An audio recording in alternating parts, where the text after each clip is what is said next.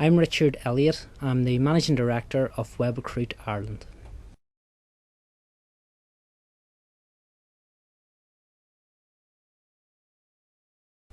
A CV's purpose is to sell you to the client, and the client is looking for a CV that they can easily understand and they can easily review. The layout should follow a number of things. It should have a quick summary that highlights why you are suitable for the role. It then should cover your personal details, and this includes things like your name, your address, contact telephone numbers. It's essential that people are aware that gimmicky email addresses are inappropriate to be on a CV. It then should focus on things like your work history. The work history is essential because it's highlighting what sets you apart from the other candidates. A number of candidates would feel that they need to include all the details of their job role within a CV. This is inappropriate. What they need to be focusing on is what sets them apart, what benefits they have brought to the company, and what is their added value. At the moment, employers are constantly looking for employees that can bring added value to their business. And by doing this, you're going to set yourself apart from the candidates that are also applying.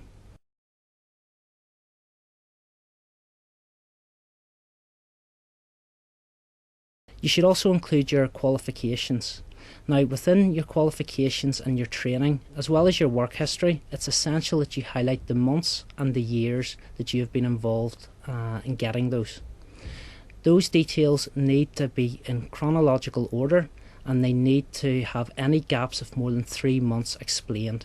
This makes it easier for the person reading the CV to get an understanding of your work history as well as your qualifications and when you achieved them.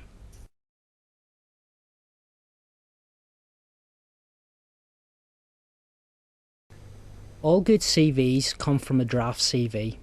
This is a generic CV that covers your core details, including your work history and your qualifications. However, whenever you're applying for a job, you must ensure that you tailor this for the role that you're applying for. My advice would be to try to obtain a job description for the role, and if this is not forthcoming, go online and search and Google for roles that are similar to the role that you're applying for. That will give you an indication of the type of qualities and the type of skills that other employers are looking for, and then I would advise you to adapt your CV to focus on, again, your added benefits and the added value that you can bring to those tasks.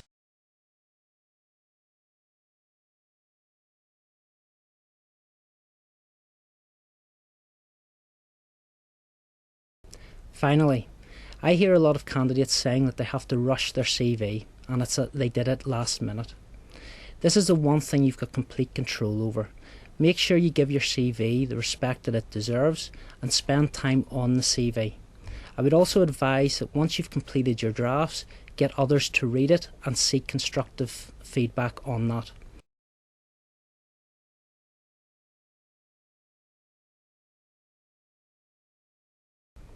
In today's environment, a covering letter is essential to make sure that you can introduce yourself to the business. This is what the HR managers or the recruiters will be initially looking at before they review your CV. It's also important to note on your covering letter that you should highlight the role that you're applying for. Many people who are involved in recruitment are working on multiple positions, and this will make it easier for them to file and organise your CV.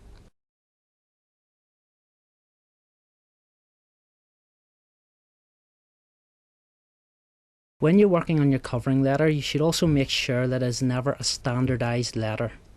Your covering letter is, again, like your CV, highlighting why you're the perfect candidate for the specific role.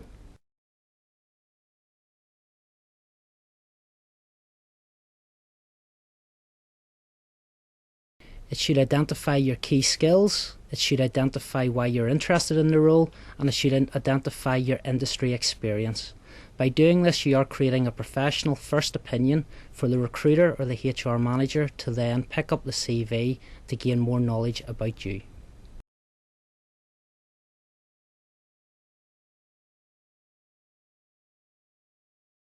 A covering letter doesn't have to be long, but it needs to relate to the specific role in question. By not having a covering letter, I would actually say it would negatively impact your CV application.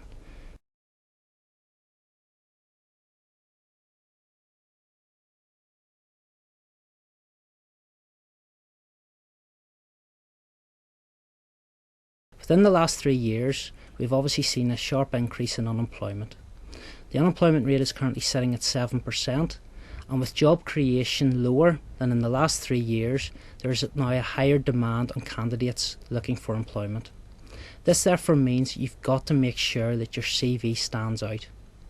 And the main ways of doing that is to make sure that it is well balanced.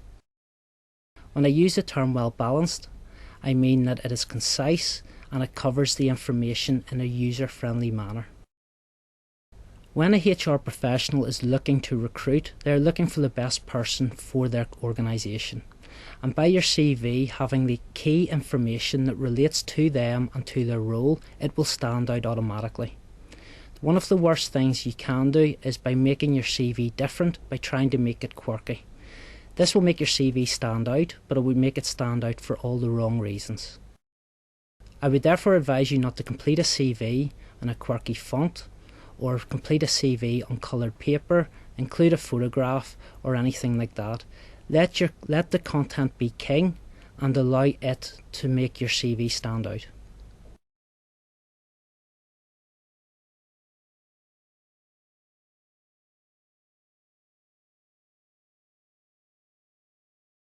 One of the ways to make your content become king is by doing a self-assessment. This is an honest appraisal on the skills that you can bring to the role. By doing this, you will get a greater understanding of how equipped you are for the role and what are the key benefits that you can bring to the company. By writing a CV in this manner, it will immediately catch the recruiter's attention and they will see the true benefits of potentially employing you and therefore seek an interview.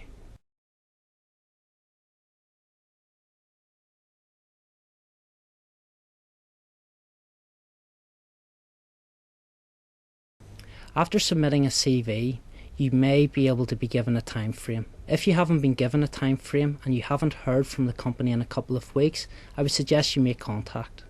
How you make contact is really dependent on how you registered your initial interest.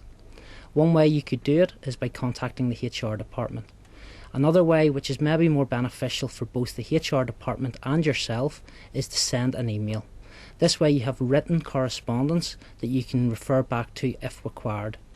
I would suggest, however, that there's a fine line between being enthusiastic and overzealous.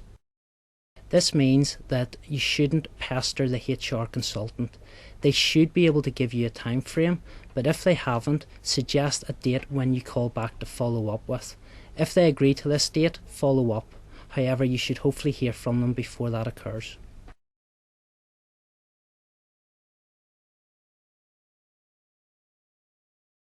Before I give direct tips on interview technique, I think it's important to break the interview into 3 stages: before the interview, during the interview, and after the interview.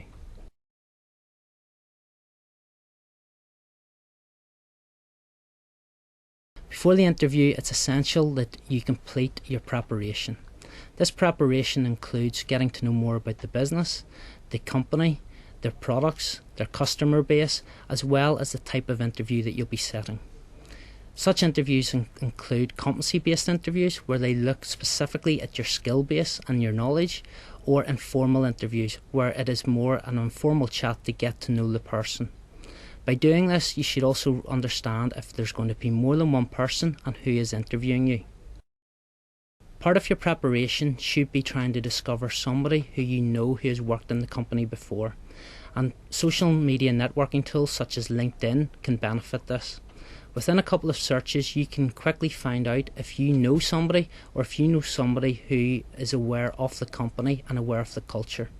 This could put you one step ahead of other candidates and would give you a better understanding of the role.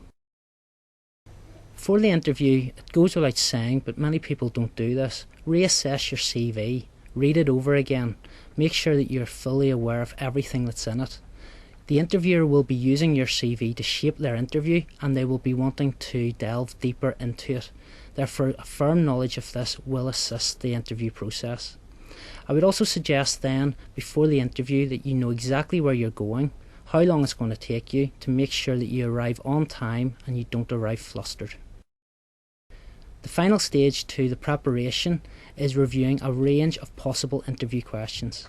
The internet would give you an endless supply of interview questions, and you should run through these with friends, family, and again, seek constructive feedback. This way you'll get used to answering questions, you'll get used to various questions that are more challenging to answer, and whenever they're asked on the day, they will not be alien to you.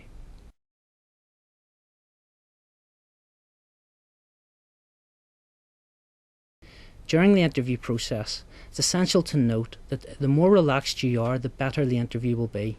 I know that's easy to say, but the interviewer has seen something in your CV that has interested them enough to invest their time to meet with you. This might add pressure, but if anything, it should relax you. As the interview starts, it's always good to walk in confidently, shake the interviewer's hand, thank them for their time, and say it's a pleasure to meet them. Body language is important. If you are fidgeting and you're being nervous, this will come through. And nerves aren't always a bad sign, but keep your hands down by your side if this is the case. If there's water there and your mouth gets dry, have a drink of it. But always remember, the interview process is there to find out more about you and your skill base. Answer the questions honestly, but answer them concisely and answer them directly. Part of your preparation should be preparing a range of questions that relate directly to the role and the company. These questions should be there to allow the company to answer your queries. The interview process is a two-way process. It is there for the company to determine whether you're suitable for them, but it's also there for you to define whether the role is suitable for your needs and your requirements. As previously said, a positive manner is essential throughout the interview process, and every interview should end in a positive way. At the end, ask them, if it hasn't been volunteered already, when you are likely to hear from them. This way it will give you a time frame of when you should potentially follow up with the company if that's required. By the time it ends, stand up, shake their hand firmly, thank them for their time invested, and again highlight your eagerness for the role.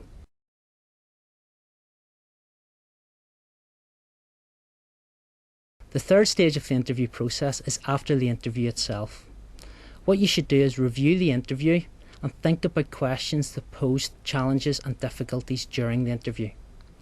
By doing this, you will immediately be well versed and better equipped to answer those questions next time around.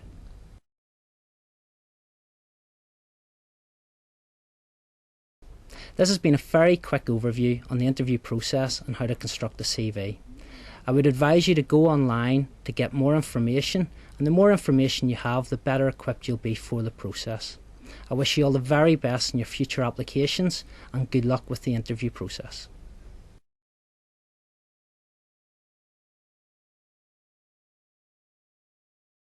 I'm Richard Elliot. I'm Managing Director of Webrecruit Ireland. We harness the power of the web to reduce our clients' cost per hire, and we're there to assist candidates find their ideal role. If we can assist, please do not hesitate to contact us.